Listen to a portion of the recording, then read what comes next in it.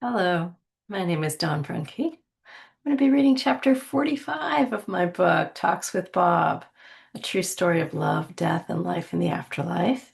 And this is from book two, Beyond Grief.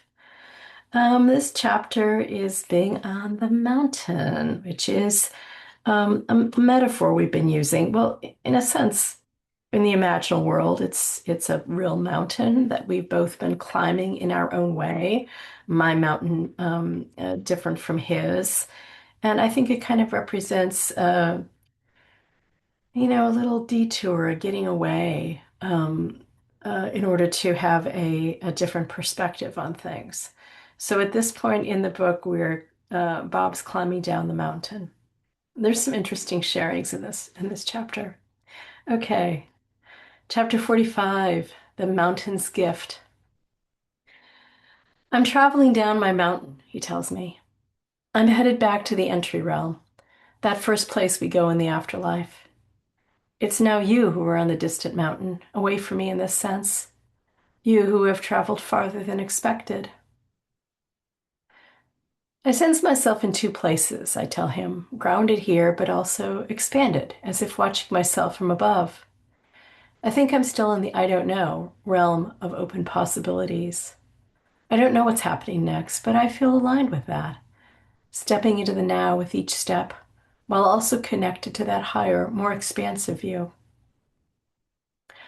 It's a triangulation, he says. That's a clue. I can't say more because I don't know much more, but guidance says it's for you to feel into, not think about. A signpost along the way. I'm not yet back to the entry realm. I'm an in-between zone, taking it slow, like an unfolding meditation, each step opening into a deeper now. It feels like we're connecting in a new way, I say to him.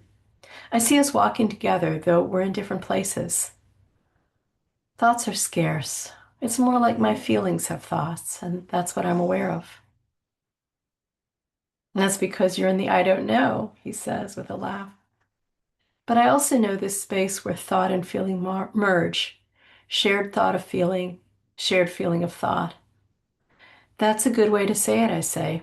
In this zone, words seem small. The feeling's too big to compress. Maybe that's why sound, frequency, and vibration are so emphasized now. We're evolving quickly, and sound can hold what words cannot. Hmm, he says. There are many sounds here, as I've told you, and more. Right now, my night landscape holds a bright star that sings to my heart. The land is toning, thrumming, and the mountain too has many sounds. Each doorway on the mountain has its own tone. Matching that tone was required to pass through, to show readiness for the next space. The tones were the key. Could we resonate with them clearly enough to move beyond? That is the mountain's gift. To climb up and down is to encounter these different phases step by step, each opening you a little more. The whole journey is a gentle transformation. I know that now. I feel that too, I say. Each phase necessary, each tone a gateway to the next. I see what you mean about it being a gift. The mountain offers a path of transformation. I sense it smiling now, its resonance inside me. That's the movement from I don't know to the beginning of renewal, he tells me. A word you found in a dream that helped guide you here. So magical when that happens, and so perfect, I say. When I'm in the flow, it's all such a smile, isn't it? Yeah, he says. We're smiling at each other. The mountain is smiling at us, and we're smiling at the mountain. And that's a triangulation. That's why the sign of a mountain is a triangle. That's what I saw in the black zone after leaving my body. A bright light triangle, both whole and broken into three lines at odd angles. I see now it was a signpost, a hint of what was to come, a journey that would be important for me. That's an insight, I say. One of many, he says. I feel the sound of the mountain and the sound of the triangle now that I discovered its key. It's not just a 3D shape, not just a mountain, but many dimensions at once. I'm sensing that now with help from the song of the starlight and the sounds of the mountain and land. Sorry if this sounds odd. I can feel you trying to make sense of it. I don't fully grasp it either, but I know each image, thought, or event is a tone. And yet there are always more layers, more dimensions. I don't want to think or feel too much right now. It can unfold when I'm ready. Right now, I want to walk with you. I'm moving back toward the entry realm to share my journey. It feels like a condensed journey that will open more as I share it. Let's keep walking, step by step in the now. This may unfold for both of us in ways we can't yet imagine, because we've chosen to stay open to the many possibilities of the I don't know.